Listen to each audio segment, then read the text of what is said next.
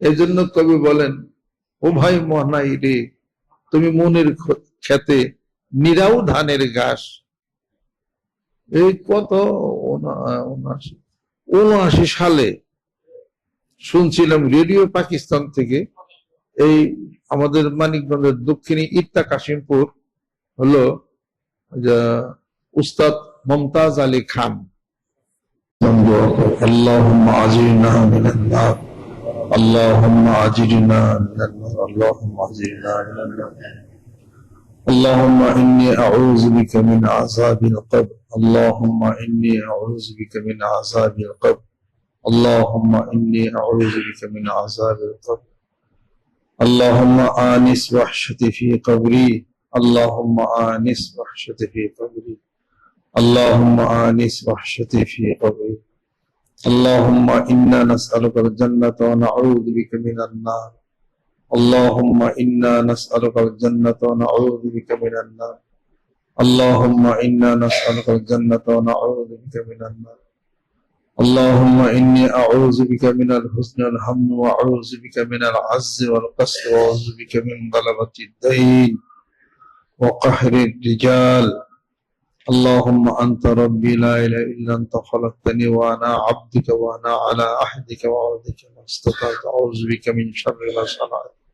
وأبوء لك بنعمتك علي وأبوء بذنبي فيني، فإنه لا يغفر الذنوب إلا أنت، لا حول ولا قوة، لا إله إلا الله وحده لا شريك له، له الملك وله الحمد يحيي ويميت وهو على كل شيء قدير، أستغفر الله أستغفر الله أستغفر الله أستغفر الله الذي لا إله إلا هو الحي القيوم وأتوب إليه، لا حول ولا قوة إلا بالله، أستغفر الله الذي لا إله إلا هو الحي القيوم وأتوب إليه، لا حول ولا قوة إلا بالله.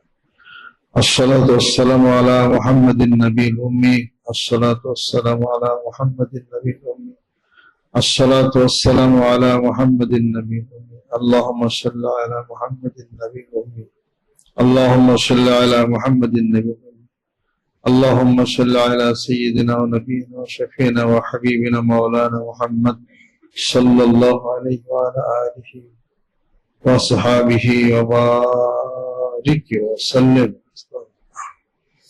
الله لا إله إلا هو الحي القيوم، لا تأخذه سنة ولا نوم له في السماوات والأرض، من ذا الذي يشفع عنده إلا بإذنه، يعلم ما بين أيديهم وما خلفهم ولا يحيطون بشيء من علمه إلا بما شاء، وسع كرسيه السماوات ولا يؤوده حفظهما وهو العلي العظيم.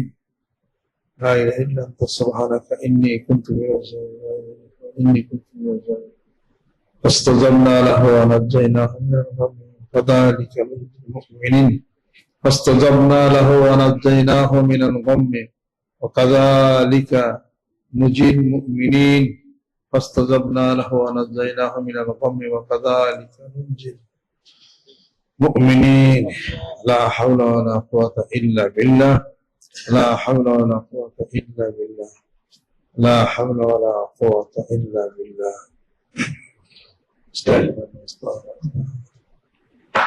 أعوذ بالله من الشيطان الرجيم، بسم الله الرحمن الرحيم. لن تنالوا البر حتى تنفقوا مما تحبون، صدق الله العظيم. মহান মাবুদের দরবারে শুকরিয়া আদায় করি, আলহামদুলিল্লাহ। আর রহমান আল্লামাল কুরআন, খালাকাল ইনসানা আল্লামাহুল বায়ান। আল্লাহ পাক মানুষকে বাক শক্তি দিয়েছেন, কথা বলার শক্তি দিয়েছেন, জ্ঞান দিয়েছেন, বিচার বিবেচনা করার শক্তি দিয়েছেন, আমানতের ভার দিয়েছেন।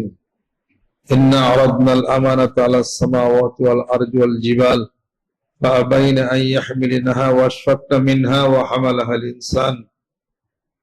আমানত দিছেন, জমা রাখছেন। আসমান জমিন পাহাড়ে রাখতে চাইলেন, আসমান বলে না, জমিন বলে না, পাহাড় বলে না।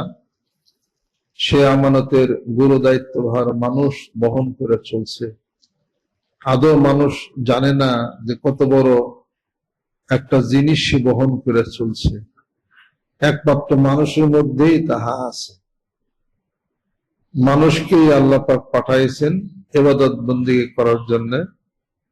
গরু ছাগল ভিড়ি যা আছে চতুষ্পর্যন্ত ইবাদতের জন্য বানান নাই, তবে তারা আল্লাহ পাককে সিজদা করে। অন্নাজমু অশজারু ইয়াসজুদান, নক্ষত্র বৃক্ষ তরুলতা সব আল্লাহকে সিজদা করে। চাঁদ সিজদা করে, সূর্য সিজদা করে, সবই আল্লাহ পাককে সিজদা করে। প্রত্যেকেই তার সেই মাকামগুলি জানে এবং বুঝে, কিন্তু আল্লাহ পাক মানুষকেই বানাইছেন তার ইবাদত বন্দেগীর জন্য। আমা খালাকতুল জিন্না ওয়াল ইনসা ইল্লা লিয়াবুদুন, জিন জাতি মানব জাতিকে আমি পাঠাইছি, সৃষ্টি করেছি আমার ইবাদত বন্দেগী করবে। আলহামদুলিল্লাহ। ছোট্ট একটা সময় আল্লাহ পাক দিছেন, এই সময়ের নাম হলো দুনিয়া। এই সময়ের নাম কি? দুনিয়া। খুব অল্প একটু সময়, কাজের গতি অনেক বেশি, ঘোরার সময় নাই, কথাবার্তা বলার টাইম নাই, জীবিত থাকতেই করতে হবে। আর দুনিয়া মাজরাতুল আখিরা, দুনিয়া আখিরাতের কৃষিক্ষেত্র। আখিরাতে যা খাবো, আখিরাতে যা পাবো, তাই দুনিয়াতেই অর্জন অবশ্যই করতে হবে। فمن يعمل مثقال ذرة خيرا يره ومن يعمل مثقال ذرة شرا يره। যাহা কিছু এক অনুপরিমাণ যাহা কিছু ভালো আমি আপনি করব, হাসরের ময়দান তা প্রাপ্ত হব, প্রদর্শিত হবে। যাহা কিছু খারাপ গুনাহ অপরাধ তাহাও কিন্তু প্রদর্শিত হবে। সুম্মা লা তুসআলুন্না ইয়াওমা ইযিন আনিন নাঈম, প্রত্যেকটি নিয়ামত সম্পর্কে সবাই জিজ্ঞাসিত হবে, প্রশ্নের সম্মুখীন হইতে হবে। ডানে বামে নয়নাভিরাম দৃশ্যপট, আম কাঁঠাল যাই কিছু হোক, ধীর নাক চোখ কান ফোয়াদ সবকিছুই আল্লাহ পাকের নিয়ামত। জ্ঞান বুদ্ধি খাটাইয়া মানুষকে জ্ঞান দিছিলেন আল্লাহ পাক। জ্ঞান দেয়া তো আবিষ্কার হলো, জ্ঞান দেয়া তো মামলা মোকদ্দমা করলাম, জ্ঞান দেয়া ঘর বাড়ি করলাম, জ্ঞান দেয়া রাজনীতি করলাম। এই বুদ্ধি দেয়া বিবেক দিয়া আমার একজন স্রষ্টা আছে, যিনি মালিক, যিনি আমার শ্বাস নিঃশ্বাস প্রশ্বাস ঠিক রাখেন, যিনি আমার চলস শক্তি ঠিক রাখেন, যিনি আমার চোখের ভীষণ ঠিক রাখেন, যিনি আমার হাতের স্পন্দন ঠিক রাখতেছেন, যিনি দীর্ঘ সময় মায়ের পেটের গভীর অন্ধকারে এই সন্তান লালন পালন যিনি করলেন। হালাত আলাল ইনসান হিরুম মিনাদ দাহরি লাম ইয়াকুন শাইআম মাযকুরা, দীর্ঘ একটি সময় তোমাদের জীবনের উপর দিয়ে অতিবাহিত হয়ে গেছে, মানুষটাকে অভিহিতেই তোমাদেরকে করা যাইত না।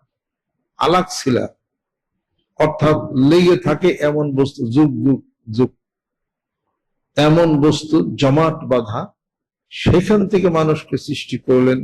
আমসাজ সৃষ্টি করলেন, তিন মাটি দিয়ে সৃষ্টি করলেন, পানি মা পানি দিয়ে সৃষ্টি করলেন, মা ইনদাফিকিন ইয়াখরুজু মিন বাইনিস সুলবি ওয়াত তারাইব, সজরে নিক্ষিপ্ত একটি নাপাক পানি দিয়া আল্লাহ পাক মানুষকে সৃষ্টি করলেন, মাটি মিশ্রিত করলেন।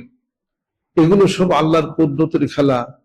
10 দিন পর্যন্ত মায়ের পেটের গভীর অন্ধকারে একটা বাচ্চাকে লালন পালন করলেন, অক্সিজেন দিলেন। সেই মহান মাবুদের কুদরতের মাথা নত করতে হবে আর বলতে হবে, জাল্লাত কুদরাতুহু ওয়া দাক্কাত হিকমাতুহু। সুবহানাল্লাহ, আলহামদুলিল্লাহ, আল্লাহু আকবার। যদি তা না করি, নাফরমানের খাতায় নাম কিন্তু উঠে যাবে। মনের হৃদয়ে যদি মনে মনে আল্লাহ জিকির করি, আল্লাহ বলেন তাও শুনি, জোরে জিকির করি তাও আল্লাহ পাক বলেন আমি শুনি। আলিম বিজাতিস সুদূর, এটাও আল্লাহ পাক শুনেন, জানেন। এবং কি চোখের খেয়ানত, তাও আল্লাহ পাক জানেন। অন্তরের, হৃদয়ের যা কিছু আছে সেটাও আল্লাহ জানেন।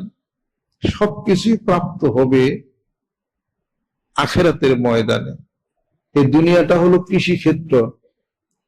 এই বিশাল জমিন, তোমার একটা জমিন আছে, you have a best plot of land inherited you. তোমার জমিন আছেন, বক্ষ জমিন, এই কলব জমিন, চাষ করো, ফেলো, পরে আছে, ভেরি ভ্যাকান্ডিটি, সব অনুর্বর পরে আছে।